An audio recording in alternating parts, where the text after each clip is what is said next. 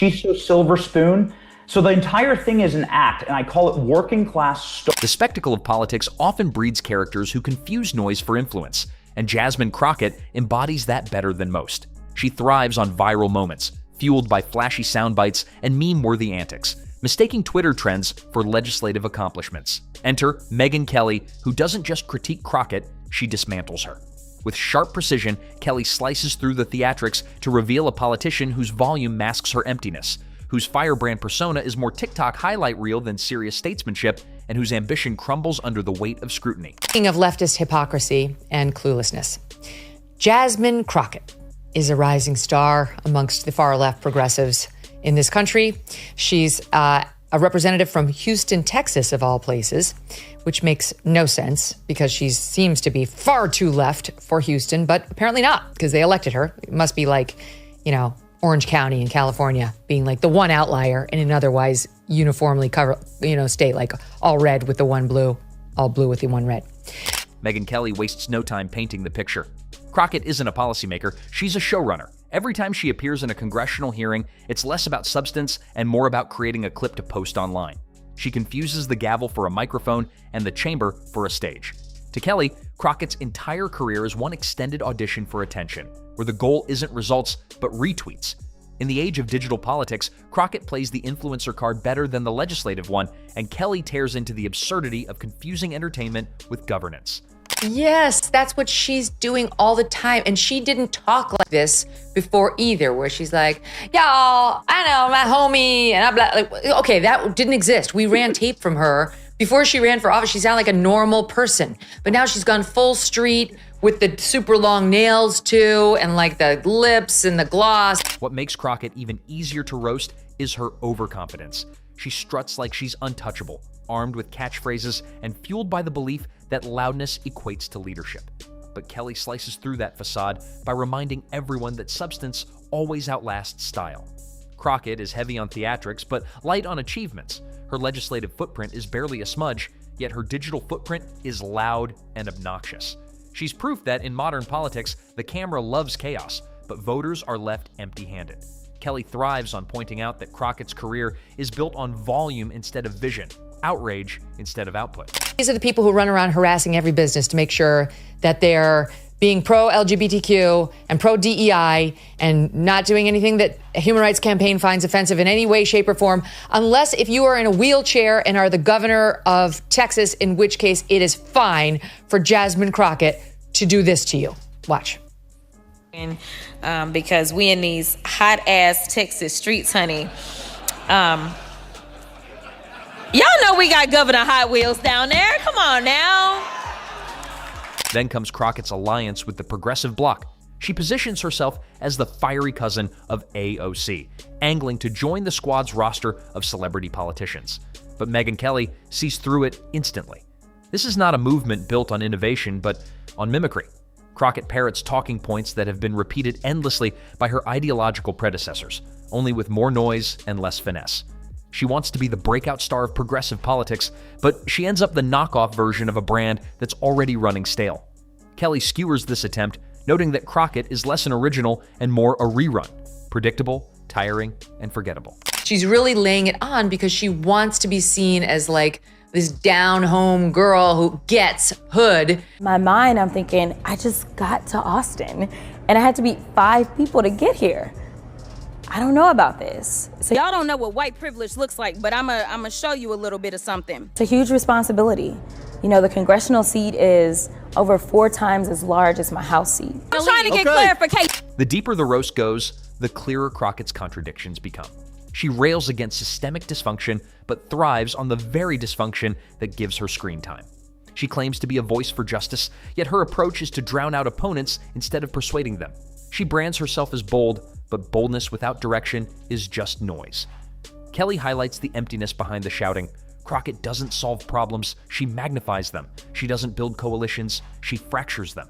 She doesn't legislate, she instigates. It's chaos marketed as courage, and Kelly exposes the hollow act for what it is. And the only thing hot about him is that he is a hot-ass mess, honey. I got to check my woke rule book, Walter, but I'm not sure that, I don't think that's allowed. I do not think you refer to the guy who's in a wheelchair as the governor of your state as Governor Hot Wheels. Some of her defenders online are like, we all call him that down here. And as far as I can tell, it's only nasty leftists who do. Megyn Kelly also drills into Crockett's obsession with virality. The Congresswoman seems more interested in becoming a trending topic than tackling the grind of policymaking. She feeds on outrage cycles, chasing the next headline to keep her name in circulation. But Kelly flips the script. Being viral is not the same as being vital. Crockett confuses attention for influence, forgetting that history never remembers the loudest, it remembers the ones who got things done. Kelly skewers the irony of Crockett spending her time chasing relevance while her actual role in governance shrinks to almost nothing. And then there's the image management. Crockett leans into her fiery persona, embracing the caricature as if to say, yes, I'm the loud one, the bold one, the one who bites back. But Kelly makes it clear, when the caricature becomes the person, there's nothing left to respect. Crockett has allowed her identity to be consumed by her performance, leaving no room for depth, thought, or genuine leadership. She's become a walking punchline in congressional attire, a personality built for cable news clips rather than policy discussions. Gosh, total explosion. But she insulted you too. She said something about a butch body. Yeah. She's nasty too. Which I thought was absolutely hilarious. I mean, I'm like over 50. I work out. I'm like, I thought it was below the belt. I think you could say eyelashes, and you're still, yes, it's a personal comment, but it's not as low as what she said. Right. Kelly's brilliance lies in her ability to draw contrasts. On one side, you have politicians who, regardless of ideology, quietly work to draft bills, push reforms, and shape policy. On the other, you have Crockett, who views Congress as a reality show. Instead of wielding power responsibly, she turns it into a platform for personal branding.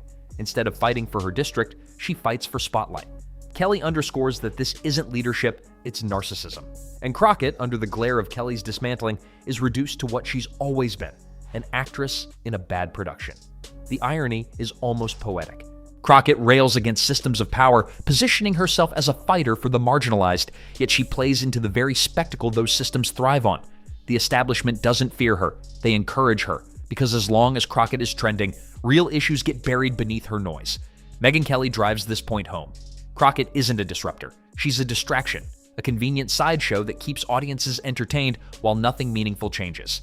And the more she screams, the more obvious her irrelevance becomes. Reaction from resident twit, Jasmine Crockett. ICE, for the most part, is nothing but a ride. That's all they were supposed to do for the most part, right? It's like, you know what? This person is undocumented, or this person re-entered the country illegally, all the things, and then they have an ICE hold.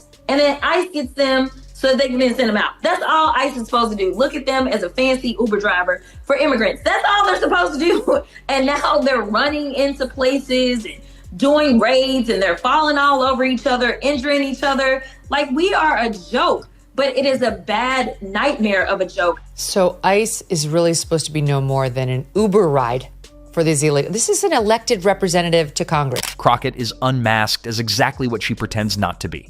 A politician who confuses self-promotion with service, drama with direction, and shouting with strength. Megyn Kelly doesn't just roast her, she annihilates the illusion that Crockett is anything more than a character in the circus of modern politics. The sound bites fade, the headlines move on, and all that's left is a hollow performance that history will forget before the ink even dries. The true sting in Megyn Kelly's dismantling of Jasmine Crockett is how thoroughly it exposes the fragility beneath the bravado.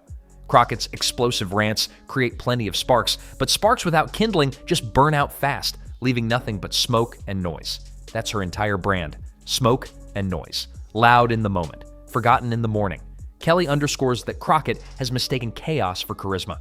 She believes her outbursts prove strength, but Kelly shows that real strength is measured by endurance, consistency, and results. Crockett flames out quickly, grabbing headlines with fiery language, only to vanish when the real work begins. How do you even there's no reaching across the aisle to that. No, Yeah, not at all. Well, she's not a real person. So some interesting things that I've always observed about her is how she treats her staff. She treats her staff like they are just beneath her. I read that in the New York Post. Can you confirm? Yes. Wow. So she always has, one of her young male staffers has to carry her big, heavy handbag for her. Right. She just hands it off. It's like, who does that? Right. Who are you? This cycle makes her more celebrity than legislator, and Kelly relishes tearing into that distinction. Crockett's career isn't a public service. It's a PR campaign with taxpayer funding. And then there's Crockett's knack for turning hearings into personal theater. Megyn Kelly skewers those moments, reminding everyone how Crockett loves to posture during congressional battles, tossing insults like confetti at a parade. But behind the spectacle, nothing gets accomplished. Her image is meticulously curated, fiery, defiant, unapologetic. But image without impact is just costume play. Crockett dresses her rhetoric in the language of justice but delivers little more than tantrums dressed as speeches. Kelly exposes the hollowness of this act, painting Crockett as the political version of reality TV contestants who yell the loudest because they have nothing else to offer. We don't hate you. We don't care enough about you to hate you. We just see that you're a fool. You make a fool out of yourself virtually every day. That's why we talk about you. We're laughing at you. We're making a mockery of you. You're making a mockery of yourself. It's not hatred. You really should learn to distinguish between those two different emotions because you're receiving one in droves, and it's not hatred. You can act, like you're Beyonce all you want. What makes the roast devastating is the way Kelly frames Crockett as a product of a political culture that rewards outrage. Crockett didn't rise because of her legislative chops or intellectual depth. She rose because she mastered the art of becoming a clip. Kelly emphasizes that the system encourages it. The media thrives on her chaos, progressives hype her as a symbol, and social platforms amplify her sound bites. But all of that validation evaporates when voters ask the only question that matters. What has she actually done? That silence is deafening, and Kelly ensures the audience hears it loud and clear. The roast digs deeper when Kelly points to Crockett's alliances. Aligning with the progressive firebrands may give Crockett a veneer of credibility among activists, but it also tethers her to a brand that has become increasingly mocked outside its core audience. She inherits all their talking points, all their theatrics, and all their baggage. Instead of forging her own identity, she chooses to be a supporting character in someone else's tired show. Kelly paints the picture mercilessly. Crockett isn't leading a movement. She's tagging along, desperately hoping the spotlight doesn't dim before it reaches her. People that have gone, these are the same people, Megyn, who continue to go off about how they just want you to live your authentic self. They want you to embrace who you are. It's all about everybody just being who they want to be, loving who they want to love, embracing what they truly are. And it's just a lie. They're just so fraudulent. They can't even accept where they come from. And more importantly, when they tell you they're from the struggle, as Jasmine Crockett does, as she code switches to being a hood rat, what she's actually doing is taking advantage of people who are truly struggling, using them for power so that she can get on MSNBC and then run for president and do absolutely nothing. Kelly also dismantles the contradiction at the heart of Crockett's rhetoric. She claims to represent the people, but her antics serve herself. She promises to amplify voices, yet she shouts over everyone. She speaks of unity, but her approach is divisive. Crockett pretends to be a fighter for the marginalized, but the only person consistently elevated by her behavior is Jasmine Crockett. Kelly drives home that irony, showing that Crockett has become trapped in the mirror of her own performance, obsessed with how she looks in the moment rather than the impact she leaves behind. The roast reaches another level when Kelly highlights Crockett's reliance on outrage as currency. Outrage is fleeting, it spikes, it trends, and then it disappears. Crockett has built her political fortune on this unstable foundation, chasing wave after wave of online validation. But Kelly points out that outrage doesn't build legacies, it burns them down. Crockett isn't building a career with staying power, she's burning through her credibility like a wildfire with no control. The more she screams, the less people listen, and the cycle guarantees her eventual irrelevance. Oversight, and it was really late at night. And I was really irritated because I'm always like, why can't we work normal work hours like regular people, 8 to 5? I don't know what's wrong with Congress that we're always doing crazy things at 9, 10, 11, 2 a.m. under Nancy Pelosi. So we're on the oversight committee, and she is running off her mouth, and I shot at her about her massively huge fake eyelashes. Yeah, this made news. Yeah, and I was like, well, I said something along the lines of like, well, you can't read it because of your fake eyelashes. Finally, Kelly strips away the myth of Crockett as a fighter for justice. Justice requires persistence, negotiation, compromise, and strategy. Skills Crockett has little interest in cultivating. She prefers the optics of battle without the grind of victory. Kelly frames it perfectly. Crockett is the politician who shows up for the photo op but disappears for the follow-up. She's the headline, not the footnote of history. And when the cameras are gone, there's nothing left. No bills, no reforms, no progress. Just another flash in the endless churn of political theater. By the close of Kelly's roast, Jasmine Crockett is reduced from fiery figure to fading flicker. She's unmasked as a performance artist draped in congressional power, a self-promoter confused for a leader, a distraction mistaken for a force. The volume fades, the spotlight dims, and what remains is the truth Megyn Kelly carved out. Crockett is not a force to be reckoned with. Her career is a string of outbursts that make headlines for 24 hours and then disappear without impact, leaving no trace in the annals of governance. History rewards the builders, not the barkers, and Crockett has spent her political capital barking at every opportunity while constructing nothing of value. The tragedy and the comedy of her arc is that she could have been more. With discipline and focus, Crockett might have built a reputation as a serious legislator, but instead she embraced the role of spectacle, choosing applause over achievement. Megyn Kelly ensures that distinction is remembered, stripping away every illusion until Crockett's act stands naked. A politician addicted to performance, destined to fade as quickly as she shouts.